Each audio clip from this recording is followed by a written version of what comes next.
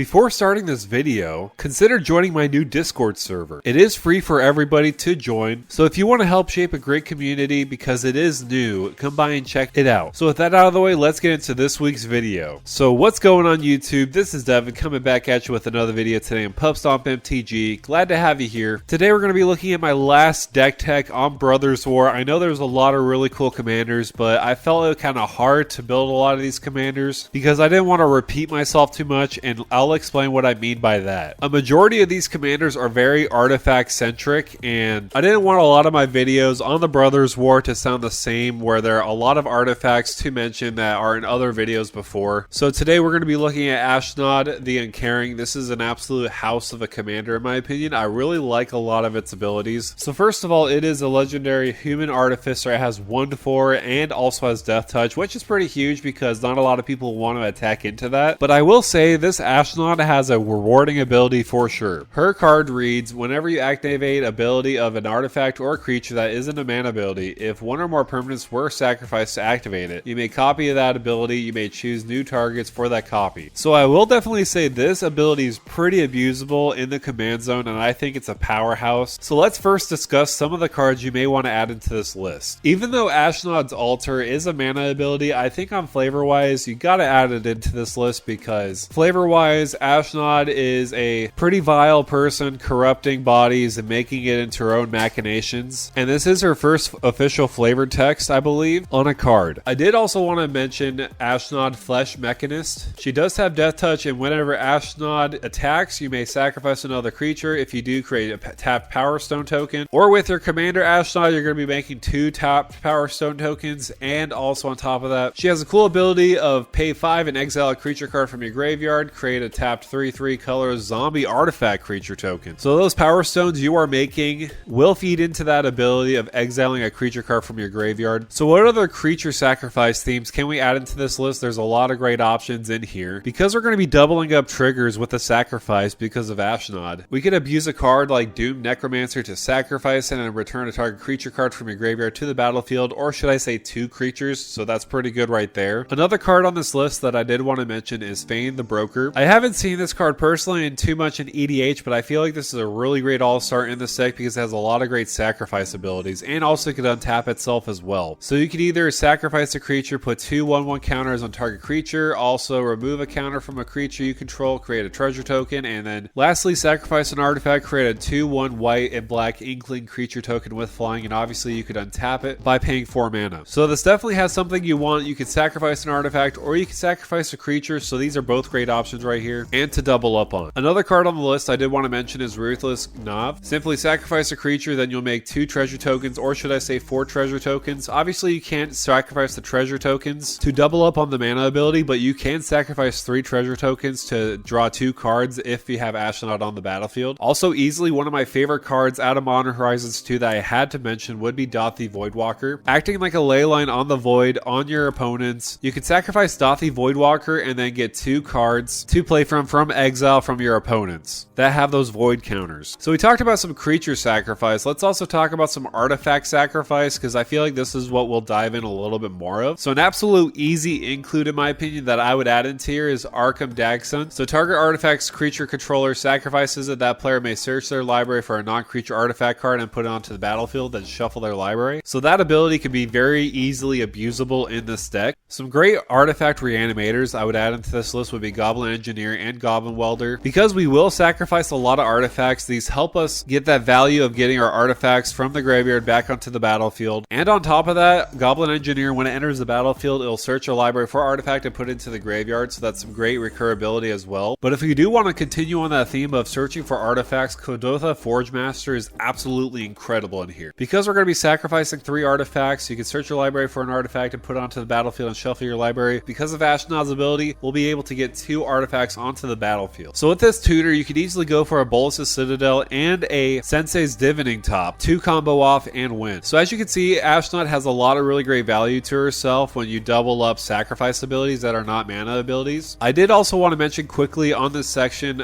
Sai Master Thopterus. This is definitely a house in this deck because whenever you cast an artifact spell, you can make another artifact on top of that, and you can sacrifice those artifacts by paying a blue and a colorless, sacrifice 2 artifacts, draw a card, or should I say draw 2 cards. So I was thinking to myself, how can we push this deck even further? What kind of advantage do we want to have in this deck? So what I thought about was actually a clue theme a little bit. Clues are absolutely incredible in this deck list because when you sacrifice a clue, you get to draw a card by paying 2 mana, and with Ashnod's ability, we get to draw 2 cards for 2 mana. That's great value right there. So we do have Trail of Evidence. Whenever you cast an instant or sorcery spell, you investigate. That's it. That's the stipulation. No worries about that. And we have a lot of instant and sorcery spells to have in this list. But why not push it further by having a land that provides clue tokens like Haven Gold Library, where you may pay 4 and then investigate. We did get a pretty sweet new clue commander from the Warhammer series, Inquisitor Elsehorn. And it does also provide a token for us to sacrifice as well if we need to. So this reads, you may reveal the first card you draw each turn as you draw it. Whenever you reveal an instant or sorcery spell this way, create a 4/4 demon. And to be honest, I'm not going to try to pronounce that name, but it is legendary, so you'll want to make sure you sacrifice it consistently so that you can get it back on the battlefield to sacrifice it, then the next turn put it on the battlefield again. You know what I mean? And whenever this guy deals combat damage to a player, investigate that many times. So this is definitely a great piece in this deck because we can investigate a lot with this Inquisitor. That somehow has the Phyrexian symbol on that skull. I don't know what that is. Obviously, it's not going to be a Phyrexian symbol in that universe, but I just look at it and see a Phyrexian symbol. And the last card on this section I did want to mention is Tamio's Journal. At the beginning of your upkeep, you will be able to investigate, just no other stipulation. Just have it on the battlefield and you'll be able to generate a lot of clue tokens. And it does have a great tap ability of sacrificing 3 clues and search your library for a card and put that card into your hand and then shuffle your library. So obviously that doubles with Ashnod, so this is incredible in the deck list. So because so many things are being sacrificed in this deck, I thought of a lot of really great pinging options in this deck so that we can slowly drain our opponents for victory. So the first card I thought about was Marionette Master. It fabricates 3, but I'm going to definitely put it all on the Marionette Master, making it a 4/6, so that when an artifact goes to the graveyard, an opponent will lose life equal to Marionette Master's power. Since there's a lot of artifacts to sacrifice in this list, this could be a game ender completely. However, if you do want a more mana efficient Marionette Master, Disciple of the Vault is another really fantastic include in here because whenever an artifact is put into the graveyard from the battlefield, you may have target opponent lose 1 life. So I would say this is definitely a little smaller version of Marionette Master, but it's definitely in its own because it is only 1 mana, so this is a good include in this deck because we're going to be sacrificing a whole lot of artifacts. However, when I'm speaking of my favorite pinger options, if we're talking about sacrificing artifacts or really anything, Mayhem Devil is absolutely insane in a lot of different decks. I know it's absolutely insane in Corville decks especially. However, whenever a player, yeah, that's right, a player sacrifices a permanent, Mayhem Devil deals 1 damage to any target. So when someone sacrifices their fetch land, yeah, you get to ping somebody for that, or ping a creature that they have. Or if you're sacrificing a mass number of artifacts, you're just going to be pinging a lot of different people that way. This card is absolutely insane in my opinion. I feel like this is just an absolute great value card in the deck. So let me know down below, what do you think of Ashnod the Uncaring? This Ashnod has a really unique ability, and I feel like it's a fantastic commander, maybe one of the more popular commanders in the set for sure, but again, let me know down below, what do you think of Ashnod the Uncaring? Make sure to like, share, and subscribe. That's definitely the best way to support the channel. I want to thank all of you for reaching my goal of having over 1,000 subscribers. Thank you so much for the continuous support, and with that out of the way, thank you for stomping by.